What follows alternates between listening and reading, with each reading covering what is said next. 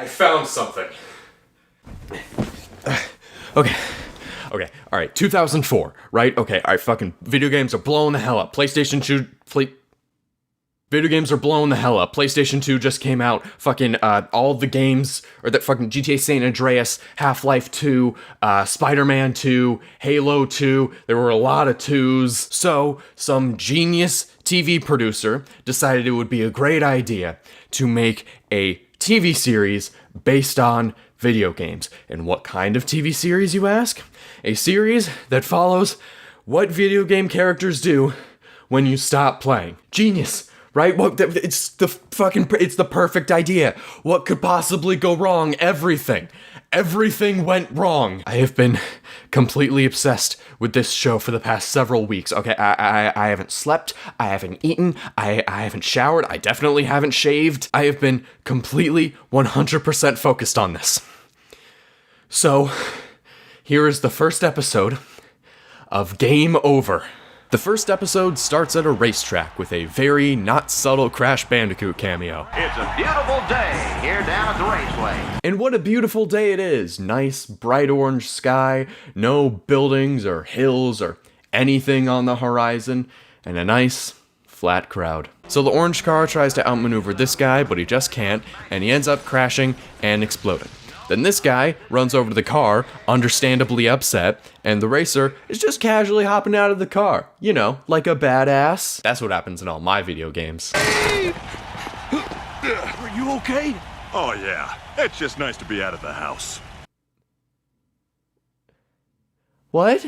Also, when it cuts to a close-up of his face, the inflamed car in the back just totally disappears. So that's a cool detail. This is Rip Smash and Burn, by the way, our main character. The other guy never comes back, so just don't worry about him. Oh, and now we're at a house. Cool, that was a totally necessary opening scene. So Rip's neighbor, Sam Chang, comes to tell him that his hedges are too big, and it's leading to more sneak attacks. So are the threats in the games still threats when the games end? I guess this isn't like a Wreck-It Ralph kind of scenario then. Anyway, we move right along into Rip's home. That character, or that whole hedge situation, doesn't really come back at all in the entire episode, so just don't worry about it. Also, can I just stop to talk about Rip's clothing design? Because I think it's the worst cartoon character clothing design I've ever seen. He's wearing a racing shirt, 3 sponsor tickets, and then a thing that says your ad here, and what is that, impact font? Honey, the Kung Fu monks are fighting again. I know, babe. Yo, what are the uppity daddity? Uh-oh. Oh no, this is Billy, Rip's son. He's a disaster, so Rip forgot to fix the oven so that Raquel, his wife, could defrost the turkey for tonight's dinner. When I said series that shows what video game characters do after you stop playing, this is what you wanted, right? Didn't you say you were gonna fix the oven so I could defrost the turkey? Can we eat, or do you want me to be anorexic like those anime basket cases? Also, that's Alice. She's the daughter. We'll talk about her and her character traits character trait later on. Raquel throws the turkey up in the air, and they kind of just stop bothering to animate it because it disappears the second it leaves her hands. She shoots the turkey with a laser, and then says din din. Din din! Now what happens next is not good at all. It's not good. What's he doing now? Billy's friends page him with up-to-the-minute fashion trends. Well, it just looks like he's taking his pants off to me. Yo, I can see his Johnson. Billy, Daddy can see your Johnson. Yeah, Billy just starts stripping in front of his family. This is obviously supposed to make fun of, like, sagging your pants, but it just comes off as, like, really creepy and weird, and I don't like it. Well, all of the main characters are here. I need to just really quick address something. This show has voice actors. Obviously, that's how the characters are talking, but I have no idea how they got the voice actors that they did. The son, Billy, who just took off his pants, is played by Elizabeth Daily, best known for playing Tommy Pickles on Rugrats, and Buttercup from the Powerpuff Girls. And I mean, like, original Powerpuff Girls. She's also the facility computer voice in Doom and Doom Eternal. There's really nothing more to that, I just thought it was really cool. Rachel Dratch, who's probably best known for playing Debbie Downer on SNL, is the daughter, Alice. Raquel, the mom, is Lucy Liu. And if you haven't figured this out yet, Rip is played by Patrick Warburton. Also, this was after Emperor's New Groove and the first few seasons of Family Guy. What kind of connections did the casting director have to do this? Anyway, Rip's arm freaks out for a second because this show is very well animated, and then he talks to Billy about the game assignment game assignment process. So Billy, how's the game assignment process going? Still want to be a race car driver like your old man? Ha, get real. Which I guess is how you decide like which video game you're gonna work in. I'm not sure. The rules of this universe are very vague and undefined, and this is never brought up again. So once for the third time, just don't worry about it. You know, Billy, your father rides daily in the Grand Prix. A lot of people find that pretty glamorous. Dad, when's the last time you did a full lap without blowing up? October! Huh? Why did you say it like that? Well, was that supposed to be a joke? Because it wasn't very good. Right. I understand. Rip, you don't mind taking the kids to the mall yourself, do you? That was my boss. We've got to lead on the Emerald Monkey. Can't that wait till right before we make love, like it usually does? What? There's no context for that joke. What was the point of him saying that? It's not funny, it's just sad. And then Rip's mouth freaks out for a second here, because once again, this has some top-notch animation. You'll find that this show has a shocking amount of animation issues. So Raquel gets a call from work and she has to go. And by go, I mean she is airlifted by a helicopter. I'll be back by 10. Much to her family's dismay, because they feel like she doesn't really have a lot of time for them anymore now that she's working full-time. And now Rip is left with the responsibility to take Alice and Billy school shopping at the mall. Again, this is what you wanted from the video game TV show, right? What do you need, Alice? I don't need anything. Great! Let's hit the food court. We just ate dinner. Corn dogs it is. Ugh. What is this, Vice City? What? What? What was the joke? They just got punched randomly? Or was it just haha GTA reference? What is going on? I don't know how I missed this earlier, but Alice is wearing a camo hoodie that says school on it. What school? We'll never know. Hi, Mom. Hi, honey. I can't hear you. And neither can the farting story masters. Tell me about it. That was good. That one was good. I mean, I laughed when Fart 1, but Fart 2 killed me. So it turns out the one thing Alice needs is, her first bra? Whoa! I mean, it'd probably be awkward, but I don't imagine people would like, ew, she's bra shopping with her dad? Let's fucking stab her tonight. How about this little number? It's great. It's great. Why is he wearing all of this stuff all of a sudden? Why does he have a tennis racket and a fishing rod? Where did he get those? Isn't that Alice? Yeah, and she's bra shopping with her dad. Alice is bra shopping with her dad. Alice is bra shopping with her dad. Ha! Alice is bra shopping with her dad. Whoops. So pagers are still a thing in this world. Kind of. They don't work like actual pagers. They can send full messages, which is not even in the slightest what pagers could do. Also, they were like pretty much on their way out by this point. Like Nokia phones were a thing by 2004. So it's kind of weird that in their like cool futuristic cyber society that they decided to give them pagers. So Raquel gets home late and Rip is mad at her for not telling him that Alice needed a bra. This family made perfect sense until Alice turned 13. And then what does Billy do? He goes and turns 13! It's gonna be okay. We just need something to bond over. Like this golden monkey thing. Anybody can bond over that. They decide to get a pet to bond with, and they go to the pet store. I want to name him after Grandpa. Thomas! Thomas, let me tell you something about Thomas. Okay, cool. There's a prison cell in this pet store. This character is Turbo, voiced by Artie Lang, best known for playing Brian in Boat Trip, which according to my channel About page is exclusively what I make videos on. He's also the Santa that Buddy beats up in Elf, and I know that that doesn't come anywhere close to Boat Trip, but it's still pretty good. Kids, let's bring the car around. We're getting Thomas! Yay, Thomas! What the hell? How did Turbo get out of his cage? His cell. Because that's a cell. So then, in what I think is probably the best bit this entire episode, they do this. Not that one. It's so obvious.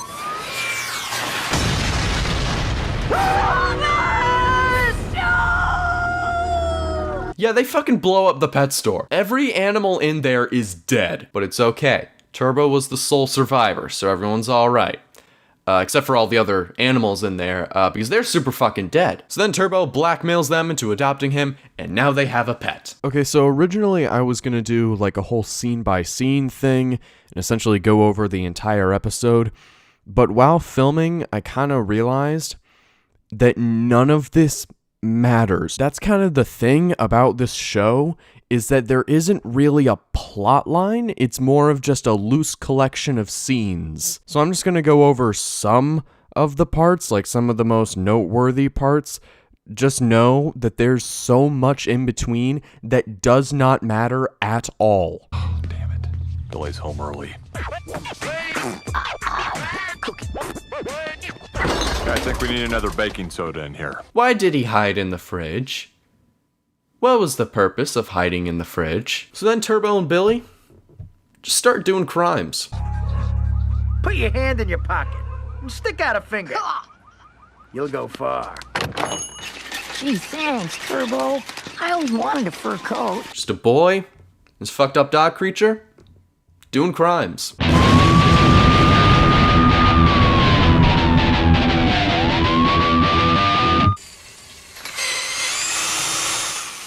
That is superb. Hi, Soapy. Oh, early to mid 2000s with your extreme over-sexualization of women. What will you do next? Nothing good. This episode kinda gets all over the place at this point, which is really saying something. Alice is upset because her parents won't let her go on her date. Billy just isn't going to school. And Turbo is making all kinds of trouble. Hey, do you guys remember when we were bra shopping at the mall? And that was the main conflict of the episode? Or when Raquel didn't have enough time to spend with her family, and that was the conflict? Or the whole pet thing? Come on, baby. Come on, baby. One more lap.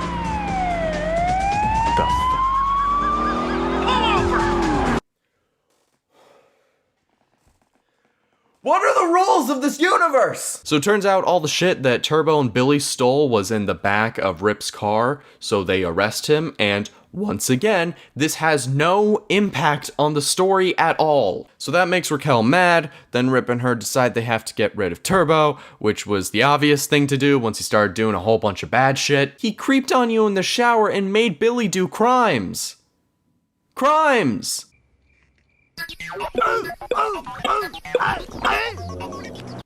Well, that was quite the transition. Looks like one of the animators is having some fun. And of course, when I say animators, I mean animator. Singular animator.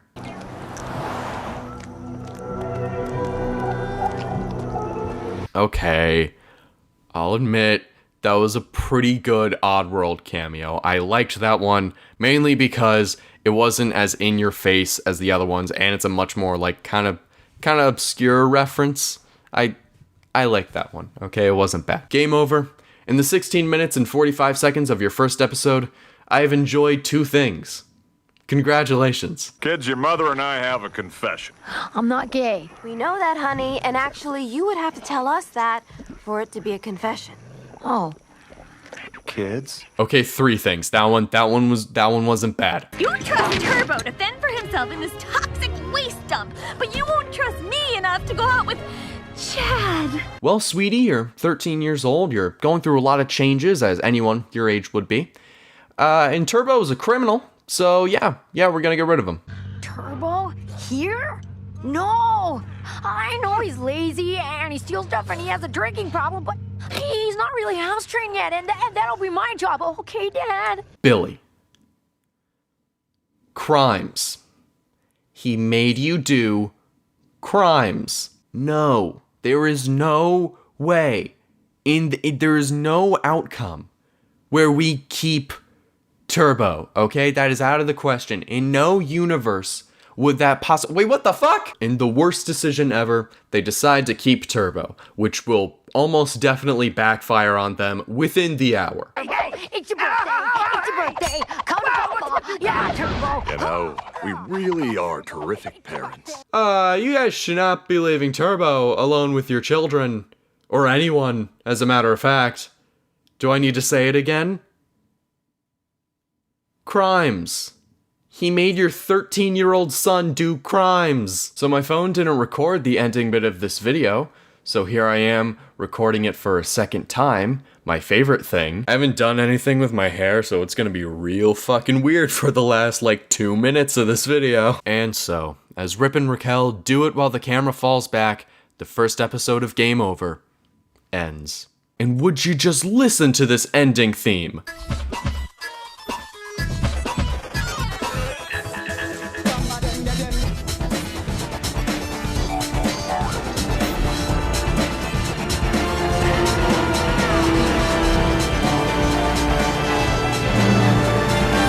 Never Give Up Productions?